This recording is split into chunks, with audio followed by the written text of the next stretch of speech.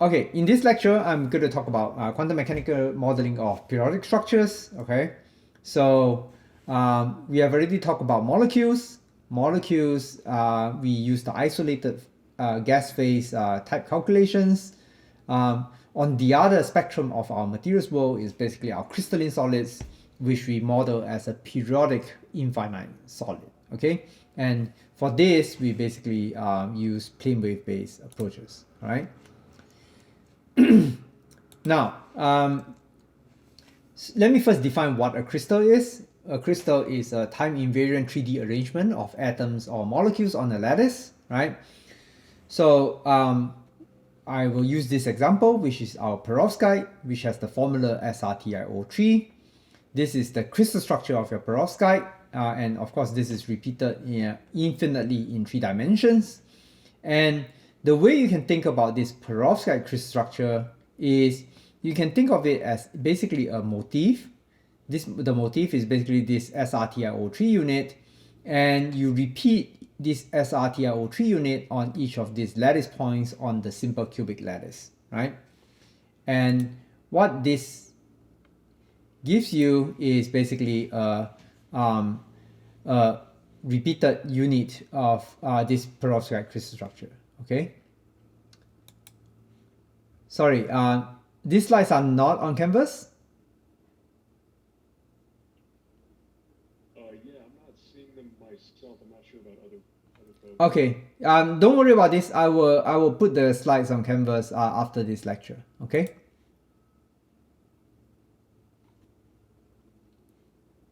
Or actually, why don't we do this? Okay, I'm going to quickly go to Canvas and I'm going to just upload the slides first so that you have access to it. Okay.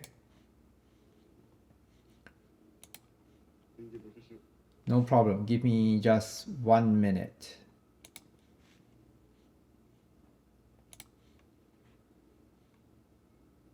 Okay. I think I uploaded all the way to lab number 1 and I haven't uploaded the rest. Okay.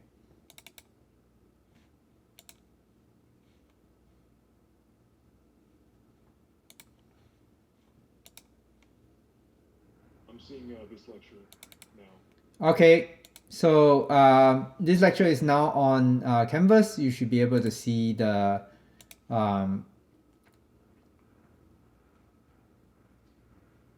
slides, okay? And I also uploaded the next 2 lectures just in case, okay? So, all right, I'm going to continue. Don't worry, the recording, I will of course edit it such that all these interruptions will be removed, okay?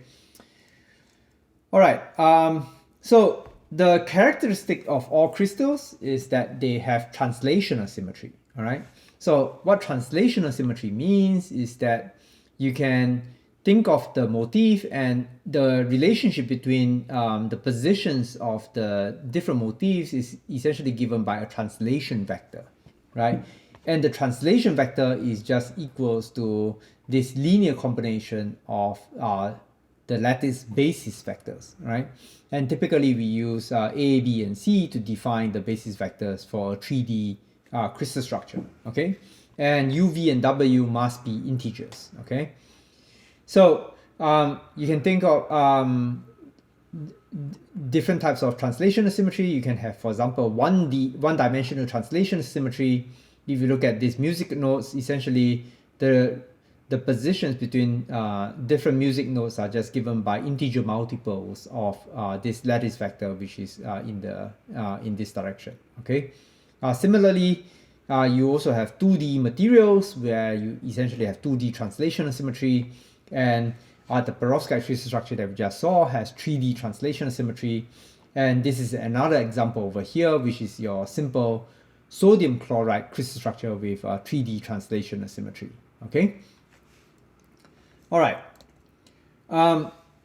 All crystal structures belong to one of 14 3D Bravais lattices. Okay, so you can actually classify all crystal structures into one of these, right?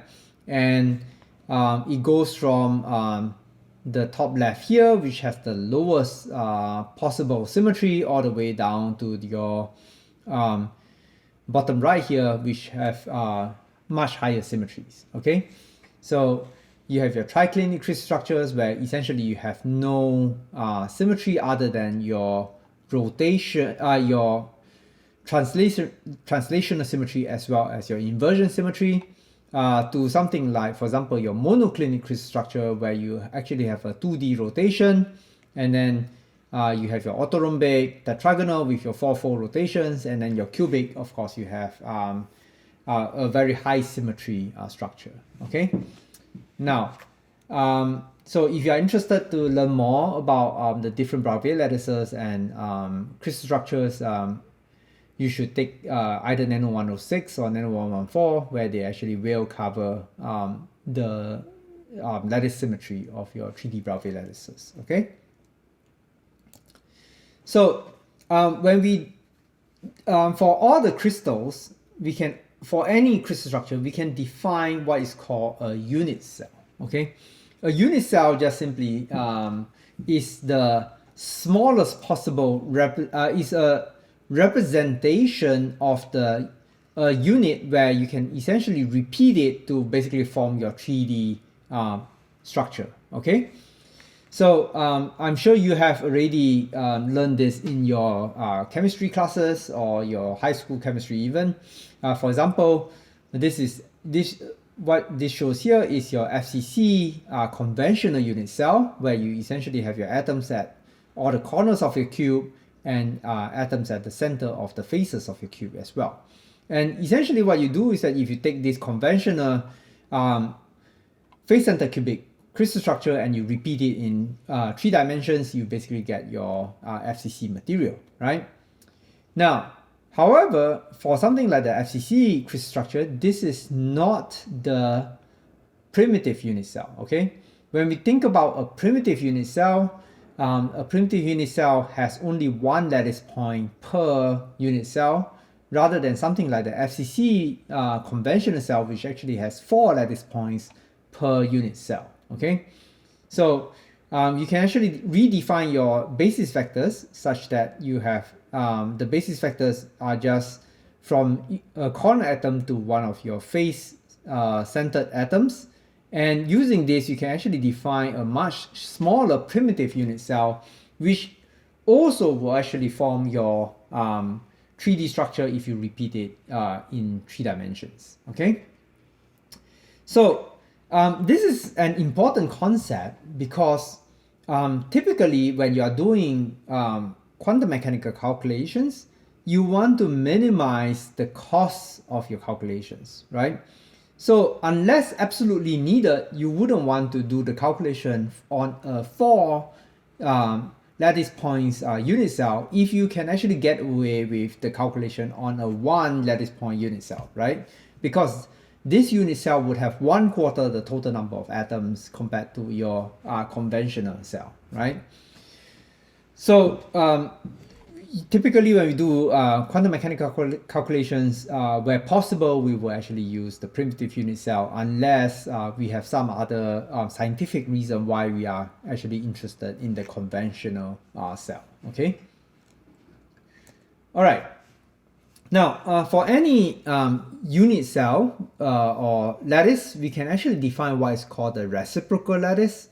So the reciprocal lattice is basically defined as the vectors a1 star, a2 star, a3 star, which is given by this cross product.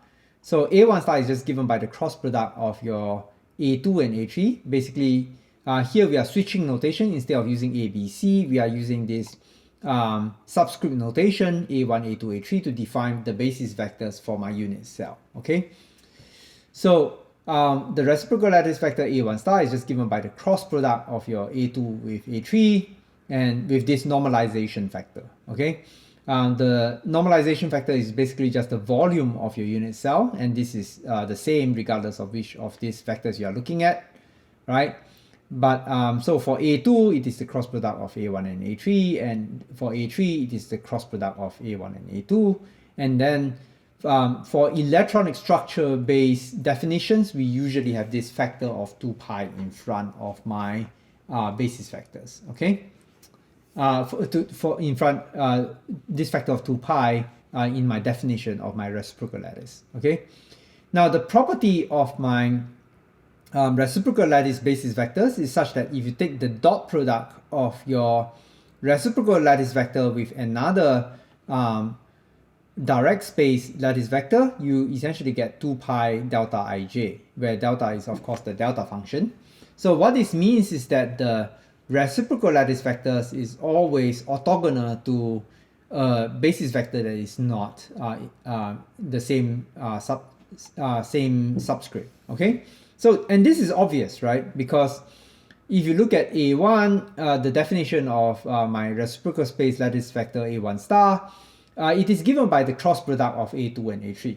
Now, what this means is that the cross product of A2 and A3 must be orthogonal to my A1, my A2 and my A3 itself. So if I take A1 star and I take a dot product with A2 or A3, this by definition must be equals to 0. Okay.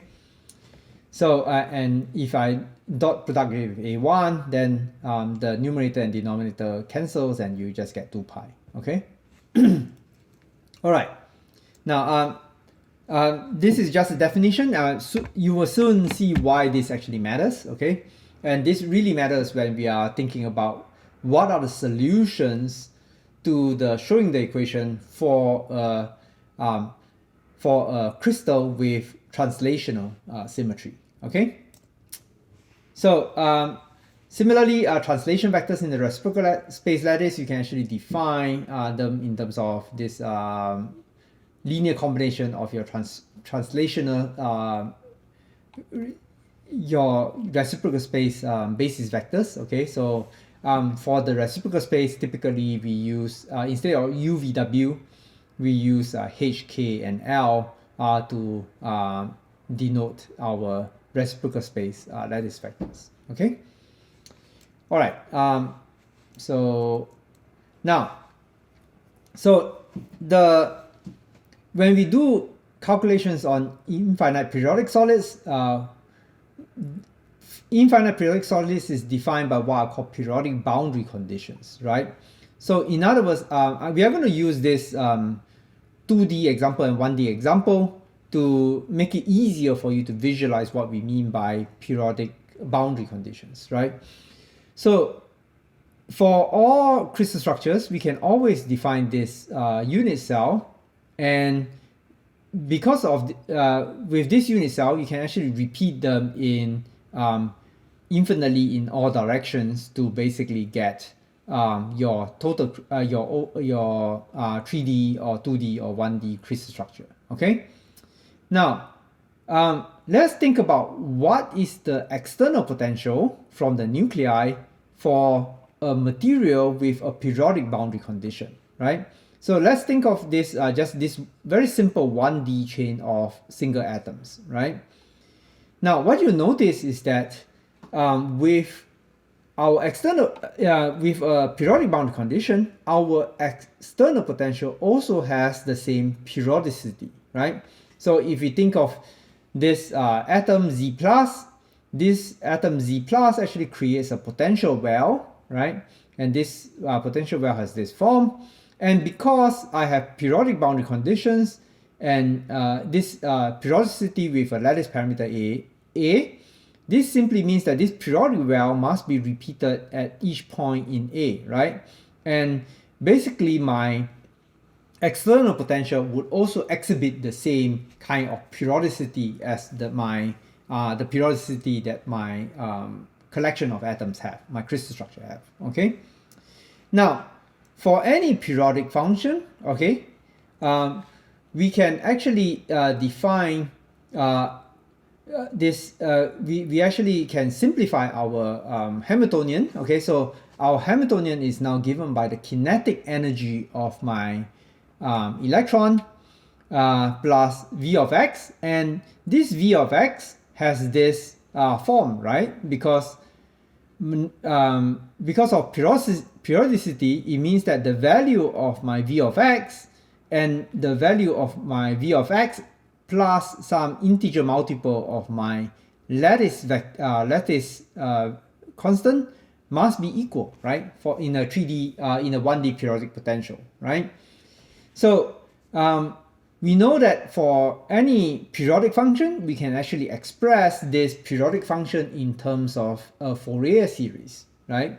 So in other words, we can define our v of x as this infinite summation from negative infinity to infinity with a coefficient v of n e to the power of I 2 pi over a n x. Okay, so now, so in other words, we can actually use these coefficients to actually with these exponents to represent and the summation of this all this to basically represent our v of x. Okay,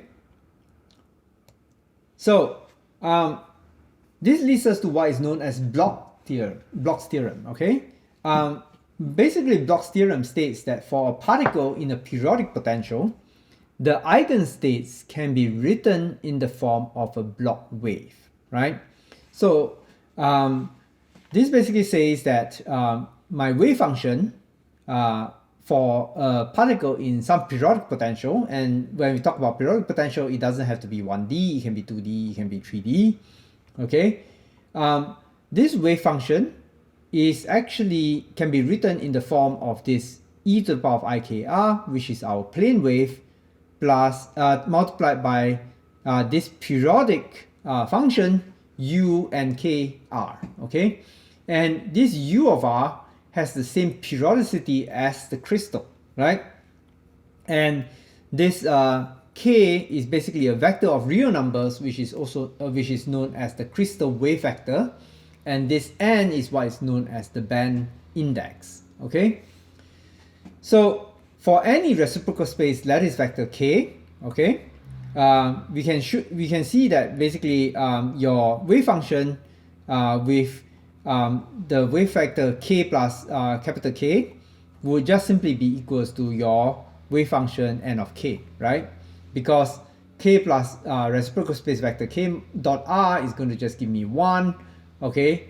So this basically gives me this just the two of them are basically equal. So in other words, our wave functions is also defined by basically just the values of k within the first Brillouin zone. Okay, so and so we only limit ourselves to solving for our wave function within that first Brillouin zone in when we are solving the Schrödinger equation. Okay, so these are the Brillouin zone for some common lattices. So for example, this is the cubic lattice. And typically people define the Brillouin zone, the k vectors in terms of the certain high symmetry directions within the first Brillouin zone. Okay, so for example, this axis is basically your 4-fold rotational symmetry axis. Okay, and this is basically your 3-fold rotational symmetry axis. And these are all the main directions. And if you look at things like band structure plots, they typically plot the eigenvalues along these high symmetry directions. Okay, this is similarly, this is the Brillouin zone for your FCC lattice, this is the Brillouin zone for your BCC lattice, and this is the Brillouin zone for your hexagonal lattice. Okay, all right, so what do the Bloch waves look like? So we can just to demonstrate how the Bloch solutions actually work. So let's say we have a u of 1 of x which has this form over here, and our e to the power of I k1x is given by this sinusoidal waves. Okay, basically the multiplication of these two basically gives me this wave function over here. Okay, similarly for your another example is basically shown right here, right? All right, so any function that is periodic in the lattice basically can be written as a Fourier series of the reciprocal space lattice. Okay, so in other words, if my f of x is actually periodic in the lattice, as I mentioned before, you can actually write this function which is periodic in the lattice with as a infinite summation of my with these coefficients, and we basically have this 2 pi over a and x factor. and this 2 pi over a n is basically a reciprocal space lattice vector, all right?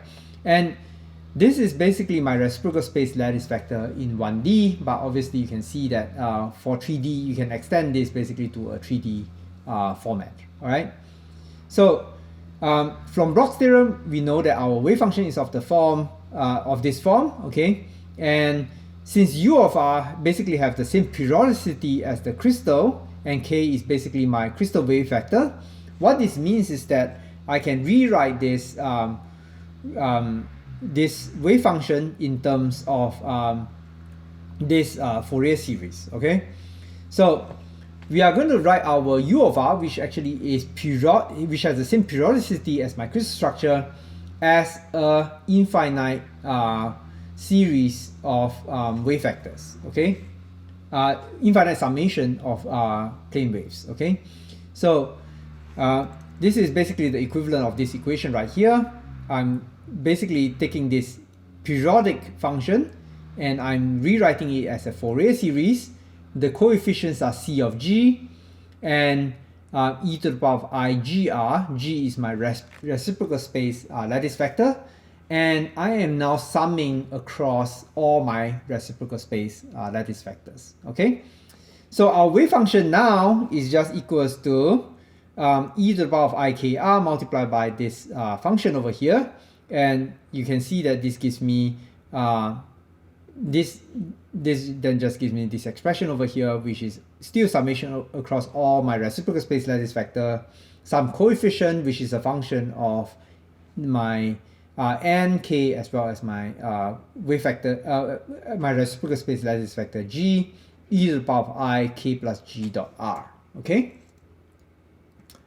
Now, so we can, what this suggests is that my wave function is basically a summation of this kind of exponent functions, which are called plane waves, right? So what this means is that plane waves are actually a very natural basis set in which to basically expand my wave function for an infinite periodic solid, okay? So essentially, we are now summing across all of reciprocal space, okay? For a free electron in the box, okay, we know that our wave function is equals to e to the power of ikr, and the energy of my my quantum mechanical energy of my free electron in the box is just equals to E over h bar square over 2mk square. So what this means is that each of my wave function plane waves, okay, has an energy of h bar squared over 2m absolute k plus g squared, okay? So what this means is that when we are doing quantum mechanical calculations on solids, we can essentially define where do we want to cut off this infinite summation, right? So obviously when we are trying to solve our wave functions, we cannot do an infinite summation, right? We have to truncate our summation at some limit, right? So the way we do this is to define what is the highest energy of my plane waves that I want to consider, right? So each of my plane waves has this energy, h bar squared over 2m absolute k plus g squared. So we just need to say I'm going to only look at all the plane waves which are within some upper limit of energy, and I'm going to then just do the summation up to that point, okay? So this leads us to one of the key parameters that you always have to specify for plane wave based calculations of periodic infinite solids, okay? So typically the solutions, or rather the plane waves with lower energies are physically more important than the plane waves with higher energies. So what we need to do is to define this energy cutoff, and this energy cutoff then specifies what is the maximum reciprocal space lattice vector that I'm going to consider, and I'm going to sum my plane waves up to the limit where my reciprocal space lattice vector is just less than this upper limit of my cutoff, okay? And I am then and I'm going to use this as an expansion for my wave function solutions for my periodic infinite solid. Okay. Now, so this shows you an example where we are looking at a calculation of a very simple FCC lattice, which is copper. Okay, so when you do a calculation of copper with different energy cutoffs, you basically see a relationship that is of this form. Okay, as you increase the energy cutoff, you see that the energy decreases until it basically converges to some equilibrium value in which further increase in your energy cutoffs actually does not change the energy that much. Okay, so this is going to be an exercise that you would do in lab number 2, where you are going to explore the convergence of your calculated energy with respect to something like an energy cutoff. Okay. Now, one thing to take note of is that even when you are actually doing calculations with multiple materials, so for example, let's say you're interested in this reaction, copper plus palladium to give you a copper palladium alloy, what you will want to do is to make sure that you actually use the same energy cutoff for all your calculations, right? It doesn't matter though that even if you, let's say for copper, you can see that maybe my energy is already converged at an energy cutoff of 240, and maybe palladium is some higher number, 280. What you should be doing is to do a 280 energy cutoff for all 3 solids. Okay, if you want to calculate this reaction energy. Okay. All right. Now, one of the problems with using plane waves as a basis is that for the tightly bound electrons that are near the center of the nuclei, they tend to have wave functions that oscillate on very short length scales, right? So this is basically what the wave function of typical of an electron in within for an atom, right? And you see that you actually have this a lot of oscillations in your wave function close to the nuclei, right? Now, what this means is that in order for me to model this very oscillatory wave function, I would actually need to have a huge energy cutoff, right? Because I actually need very high energy plane waves in order to model this this type of oscillation. Okay. So for most calculations of periodic solids, what we do is that we to avoid this very large energy cutoff requirement, we actually use what are called pseudopotentials, right? The way that pseudopotentials work is to basically represent the core electrons with a smooth density, and this smooth density is done in such a way that it is meant to match the important physical and mathematical properties of this ion core, right? And so basically, instead of having this oscillatory function, you basically have a pseudopotential that has this smoothed out function.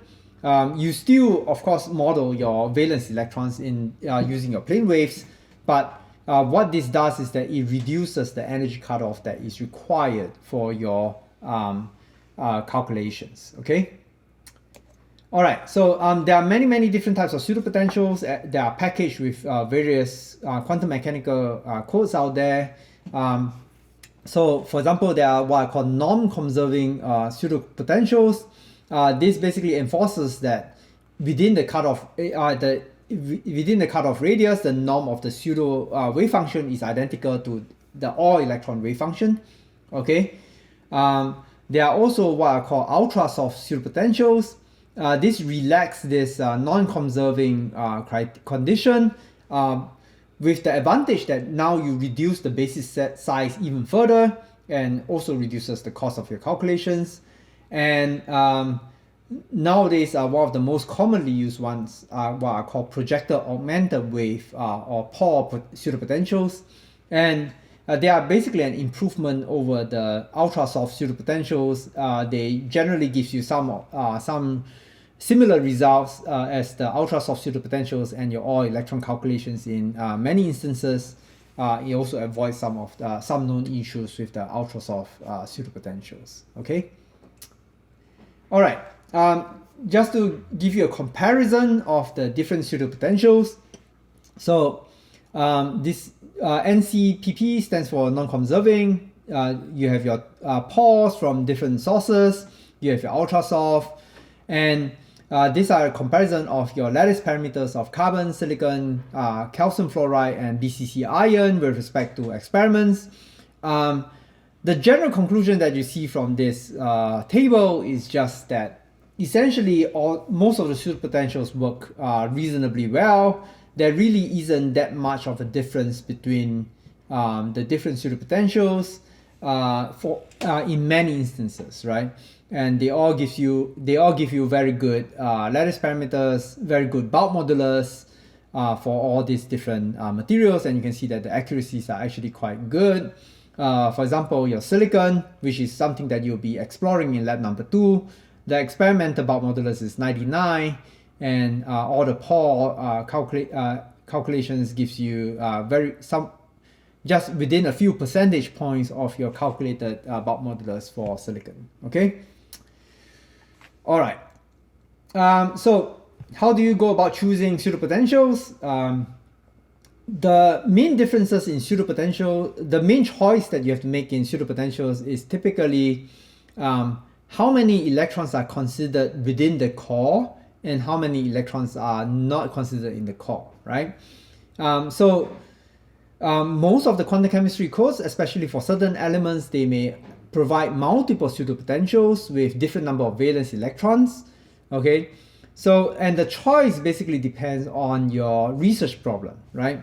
If you are studying problems where the semi-core electrons actually participate in your chemical bonding or your reactions or your excited states, then what you would need to do is that you will actually have to choose a pseudopotential with fewer electrons in the core and more electrons in the valence in the outside of the core, right? And the trade-off here is, of course, the more electrons you have outside the core, the more expensive your calculations are going to be, right? Unfortunately, for certain type of problems, there's no way around it. You do need to basically use a larger pseudopotential with a larger number of electrons in the valence shell, okay? But I just want to caution you that it doesn't mean that you should always just choose the pseudopotential with the largest number of electrons. In certain instances, using more electrons actually results in higher cost and also not necessarily better accuracy. So for example, in your rare earth elements with where very often your 4f electrons don't really participate in bonding and you typically have a 3+ oxidation state, choosing a pseudopotential which actually is customized for reproducing the 3+ oxidation state would actually perform better in certain instances compared to the one with more electrons, okay? All right, now when we think about crystals, obviously so far we have been thinking about them as an infinite solid, okay? But crystals in the real world are finite, right? So if we consider a very large and finite crystal with volume V, with the ages that are at n1 times t1, n2 times t2, and n3 times t3, these are of course your translational vectors. Now, we can impose what are called Born-Karman boundary conditions. Now, Born-Karman boundary condition simply states that the wave function at any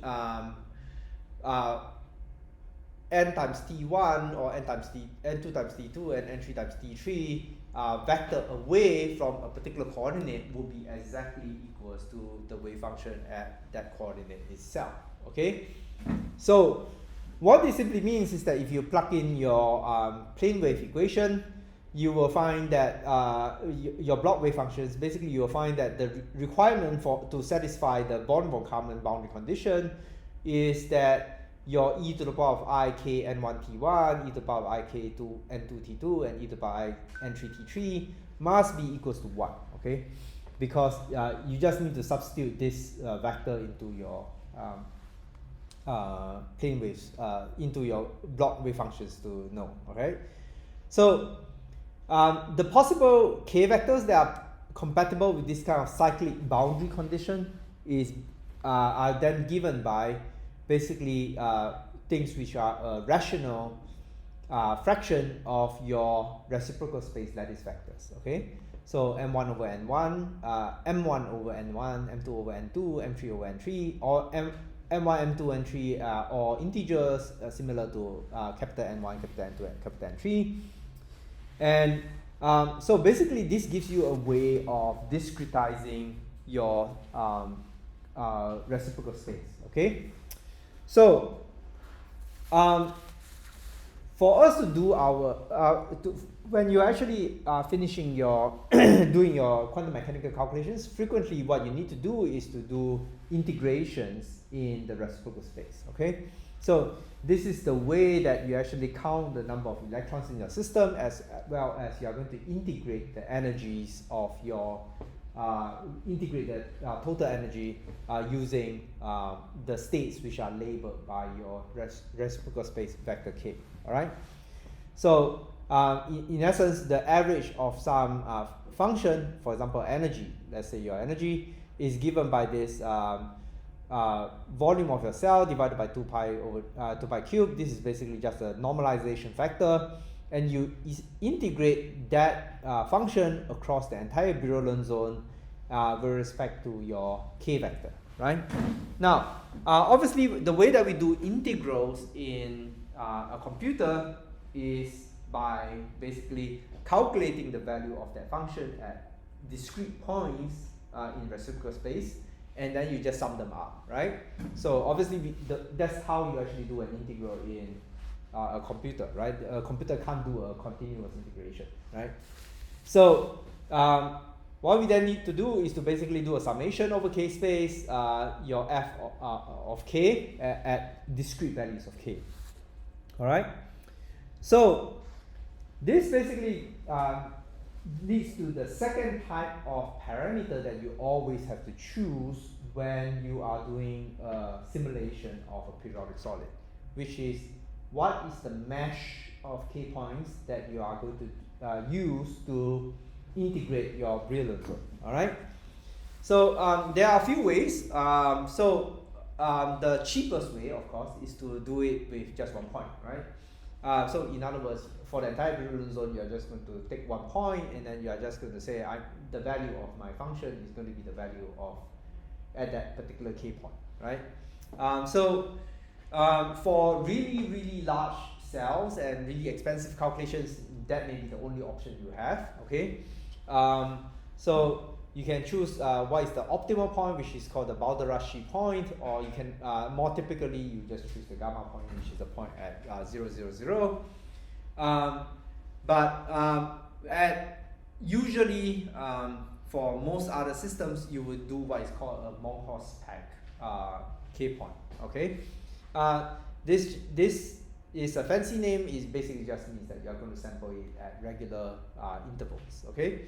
So let me show you how that works, okay? So this is what a Monkhorst-Pack mesh looks like, right? It is basically just a regular equi-space mesh in the Brillouin zone, right? And you are essentially going to calculate the value of your function at each of these points, and then you are going to sum them up, and then you divide by some normalization factor. You basically get your value of your energy or your number of electrons or otherwise, okay? Now, there is of course a difference between an unshifted versus a shifted Monkhorst-Pack, okay? So especially when you have an even number of k points, what is in each direction, this is what an unshifted Monkhorst-Pack look like. A shifted one would basically be shifted by half reciprocal space lattice vector relative to this unshifted Monkhorst-Pack, right? And the reason why you would actually do this, use the shifted one, is to basically make sure that certain points are covered, right? So for instance, the 000 point is typically quite an important point in your quantum mechanics calculations, and sometimes you want to make sure that this point is actually included in the sampling of your mesh, okay? Now, similar to the energy cutoff, you typically want to do a convergence study with respect to k points, and this again will be something that you'll be doing in lab 2, and you can just keep increasing the size of your k point meshes until your energy, for instance, will converge to some value, okay? Now, now there are a few things to note about k point convergence. Even though the number of k points you define may seem large, so for instance, here we are doing a m by m by m k points for this copper calculation. This means that up to 8 by 8 by 8, it is going to be 8 times 8 times 8, right? So this is a very large number. Now, however, the actual number of k points being, the number of calculations being done is actually much smaller, right? And the reason is because depending on the symmetry of your crystal, those symmetries are then the electronic structure code that you use will typically use the symmetry to reduce the total number of calculations being done. Okay, so let me just show you this square lattice example. In a square lattice with a 4-fold symmetry, basically we have a mirror symmetry around here and a 4-fold symmetry around here. What this means is that there's no point for me to calculate the energy at this point and the energy at this point, because the values are supposed to be exactly equal, right? Because that is rotational symmetry. So I will just do one calculation here. I will also note that because there's a mirror symmetry, I'm not going to calculate here and here. I'm going to just calculate the value here and just assume that the value at the other side is going to be the same, right? So so typically we will, the code itself will take care of all this for you. You don't actually have to worry too much about the symmetry, okay? But what this leads to is what is called the irreducible Brillouin zone. In other words, what is the smallest Brillouin zone size that you actually need to calculate in order for you to do your integration, okay? And when you are actually doing a convergence with respect to k points, typically what you want to do is to do a convergence with respect to the number of irreducible k points, okay? And the number of irreducible k points is actually what determines the cost of the calculations and not the actual total number of k points, okay? All right. The other thing to note is that the k point mesh is because the k point is the inverse is in reciprocal space, right, which is the inverse of your real space. So the k point mesh is also inversely related to the cell volume, right? So the larger your cell volume, the smaller the k point mesh you need to use the smaller the k point mesh you need to use to do your integration. Okay. All right. So one thing to note about k point sampling is always that when you are doing sampling for insulators, those typically tend to be quite well defined, because you actually have an insulator by definition will have a sharp transition between an occupied state and unoccupied state, so there is a band gap. Okay, so to do the integration is more well defined. The problem with metals is that the Brillouin zone is divided into occupied and unoccupied by the Fermi surface, and the integrator functions actually change discontinuously from non-zero to zero at that Fermi surface, right? So what this means is that to actually do this integration correctly, you actually tend to require very dense k point meshes to do the integration. Okay, so so when you're doing quantum mechanical calculations on metals, you will notice that very frequently people use much larger k-point meshes than when they are doing calculations on non-methods. Okay. Now there are of course algorithmic solutions to reduce the size of the k-point meshes needed. One is called the tetrahedral method, that basically just use your grid to define a tetrahedral, and then you just interpolate within the tetrahedral to do the integration. Another way is called smearing. Smearing just means that they apply some Gaussian function or some other kind of function to smear out the discontinuity such that it is no longer a sharp discontinuity, and then you then do the integration based on that smeared function. Okay, so these are both tricks that people use to reduce the density of the k-point mesh needed to do the integration. All right.